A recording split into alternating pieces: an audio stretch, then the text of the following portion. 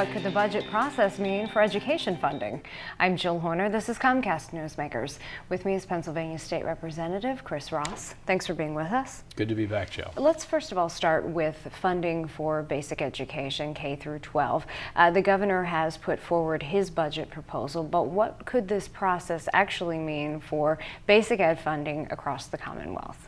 Well, it's another tight budget year. Unfortunately, our revenues are down even a little bit below what we were expecting for this year. So we're expecting to have to be very frugal again going forward, which is going to be tight on all parts of the budget, including basic ed and our K through 12 public education system. So what the governor has done is he doesn't put significant increases. He's perhaps even holding back a little bit given the limited resources we have.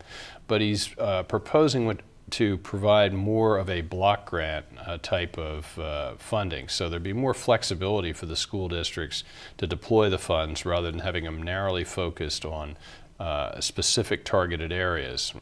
That extra flexibility will hopefully make limited funding go a little further in terms of delivering the needs of each of the individual school districts, which vary a lot across the state.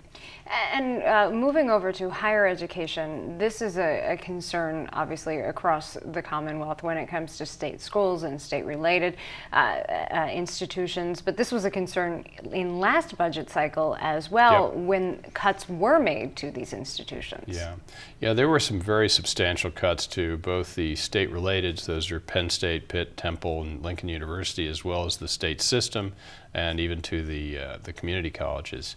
And we're worried because, of course, as you cut budgets, some of the schools will wind up making decisions to reduce their expenditures, but in many cases they might pass them on to the students and increase tuitions.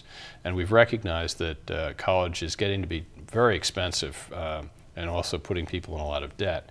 So the governor does have a very substantial cut proposed again, which I think has raised a lot of concern among many of my colleagues. He did, though, also suggest a blue ribbon panel to look at what we ought to be doing in higher ed, whether we ought to be spending more money on student assistance through FIA, our grant and loan program, how much we ought to be doing for our state system, which we own, the Westchester in my area in particular, and then what would be an appropriate role for us to play with those institutions we've supported in the past, like Penn State, Pitt, and Temple. Would the findings of this panel that would be led by former Senator Wunderling, would they be put forward in time for this budget cycle? I think they're going to inform the discussion, because what we've seen so far were 2 years of substantial cuts. So we're working toward a dramatic reduction in the amount of support that the state provides. But we haven't really thought our way through what that's going to mean to the students and to the institutions. And I think they need, for their planning purposes, a better understanding of what our relationship's going to be going forward. And we ought to give them a clear set of parameters to operate under. We have limited resources. We're going to have to figure out how to use them as intelligently as possible and to be fair on all parties.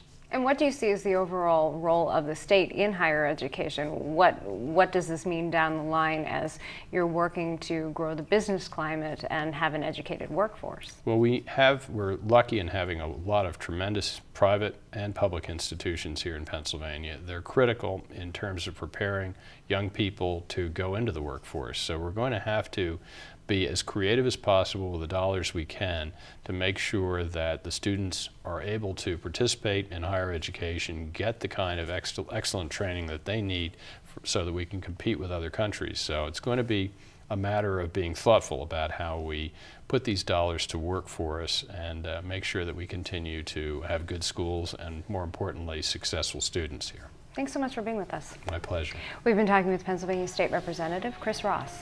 I'm Jill Horner for Comcast Newsmakers.